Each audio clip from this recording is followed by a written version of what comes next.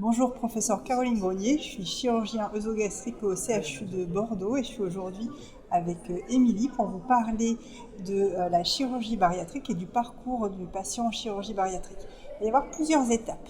Le patient va venir voir le chirurgien pour exprimer sa demande de chirurgie bariatrique. On va le recevoir en consultation et à ce moment-là, on va discuter avec lui de la faisabilité de l'intervention en fonction des critères qui sont définis par l'HS et qui ont été modifiés récemment. C'est un patient qui a un indice de masse corporelle supérieur à 40, donc on mesure la taille du patient multiplié au carré et on fait un rapport entre le poids du patient divisé par ce ratio qui se donne cet indice de masse corporelle.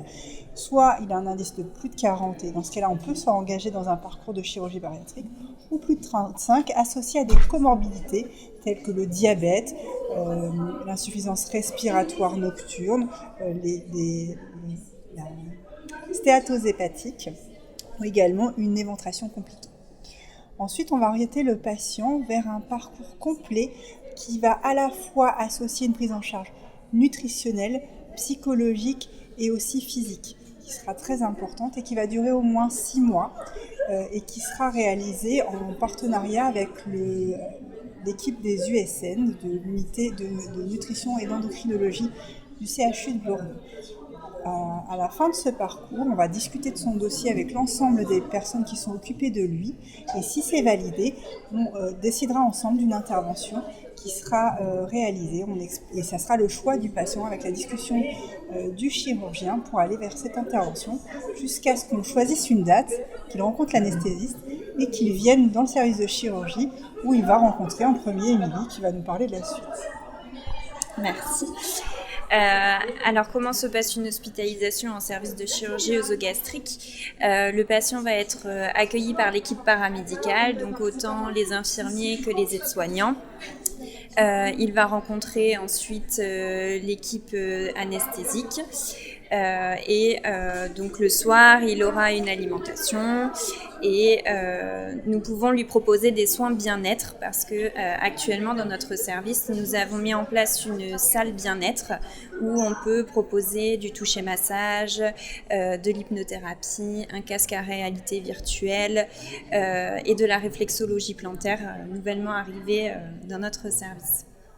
Ensuite, le patient passera au bloc opératoire. Bien sûr, nous aurons vérifié tous les antécédents et le dossier médical au préalable.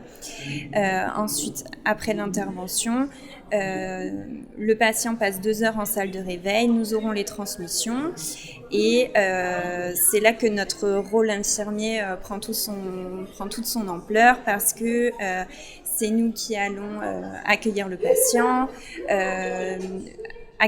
agir sur la gestion de la douleur et puis de là va commencer le début de la réhabilitation puisque le patient est arrivé avec un corps, s'est fait opérer et il va falloir apprendre à se réalimenter, à se mobiliser après cette chirurgie.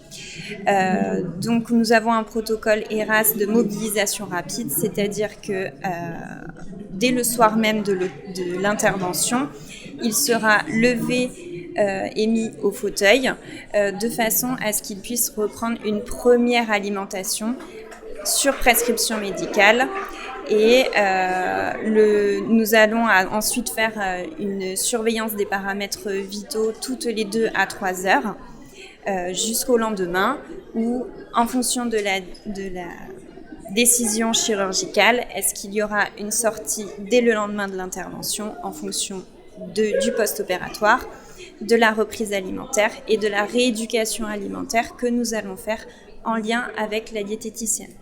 Donc dans notre service, il y a plusieurs personnels paramédicaux. On a une diététicienne dédiée à notre service, des kinésithérapeutes ERAS en vue du protocole, mais aussi des kinés autres spécifiques à la chirurgie digestive qui sont assez spécialisés dans l'obésité. nos aides-soignants et nous, infirmiers.